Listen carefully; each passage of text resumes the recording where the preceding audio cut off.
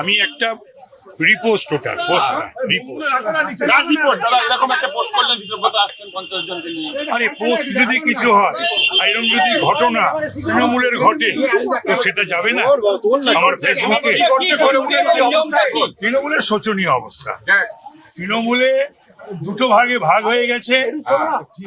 মমতাকেও deny, অভিষেককেও তো বটে। এরকম একটা পরিস্থিতি সৃষ্টি হয়েছে। পার্টির রেজাল্ট 1 মাসও হয়নি, এখনো বাকি আছে আরো 2 দিন, তাই না? তো সুতরাং এটা অনিবার্য ছিল, এটা হওয়ারই ছিল এবং এটা হবে, এটা ঘটবে। তার কারণ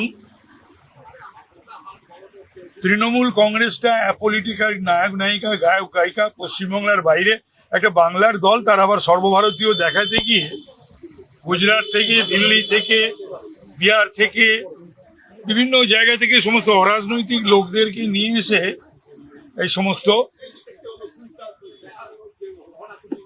রাজ্যসভা লোকসভায় পাঠানো।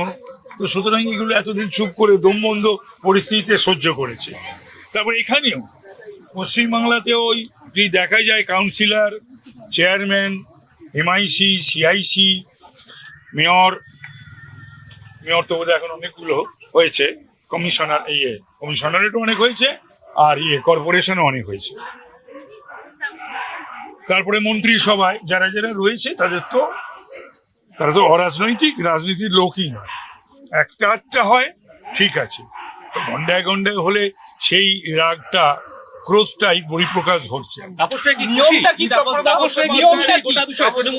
আমি ভীষণ খুশি। শুধু খুশি বলছো কেন? তো আমি কি দুঃখ পাবো নাকি তৃণমূল ভাঙলে? তোমাদেরও বলিয়ারি প্রশ্ন করো সবাই এমন এমন। নিয়মটা কি?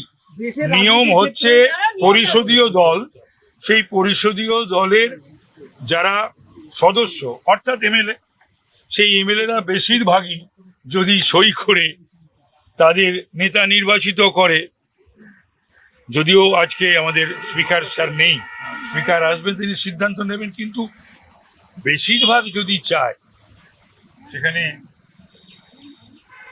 বিবেচনা করতে হবে। না, কখনো ঘটেনি। তৃণমূল বলে দল ছিল না তো। পশ্চিম বাংলায় এবং রাজ্য বিধানসভায় যে নতুন নতুন ঘটনা ঘটছে বহু ক্ষেত্রেই গত 15 বছর ধরে, এই সংবিধান যখন লেখা হয়েছিল, রুলস অ্যান্ড রেগুলেশন যখন হয়েছিল, ল অফ দ্য ল্যান্ড যখন, তখন তৃণমূল বলে পার্টিটা ছিল না। সেই জন্যেই মিলছে না কিছু দিতে পারে। হ্যাঁ, সেক্রেটারিকে দেওয়া যায়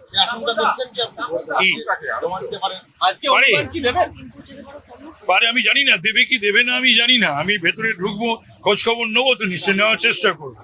আমি একটা আউট অ্যান্ড আউট একটা পলিটিক্যাল এলিমেন্ট এবং তারপরে শাসক দলের একজন বিধায়ক, সুতরাং আমি খবর রাখবো না, নেবো না।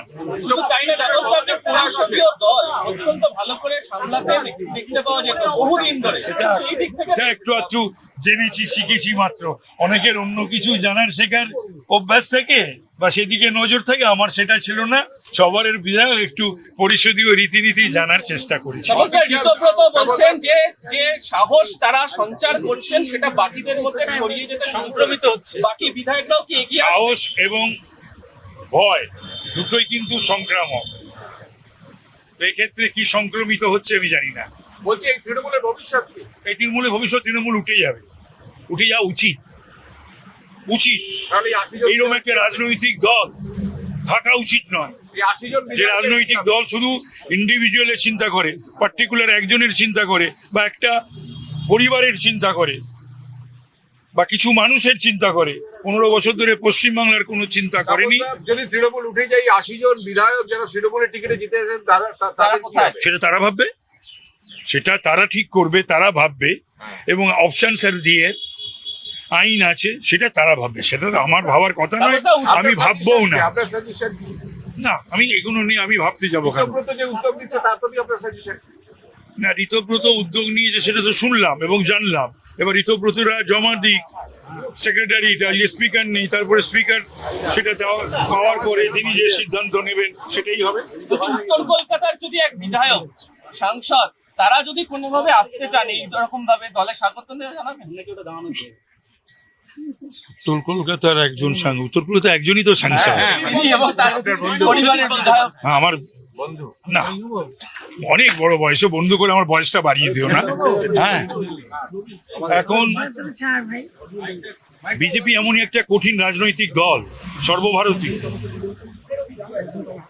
এবং নেওয়া না নেওয়ার ব্যাপারে একাধিকবার শ্রমিক ভট্টাচার্য দাঁড়িয়ে দিয়েছেন, বিবৃতি দিয়েছেন। তবে টেন্টেড কাউকে নেওয়া উচিত নয়।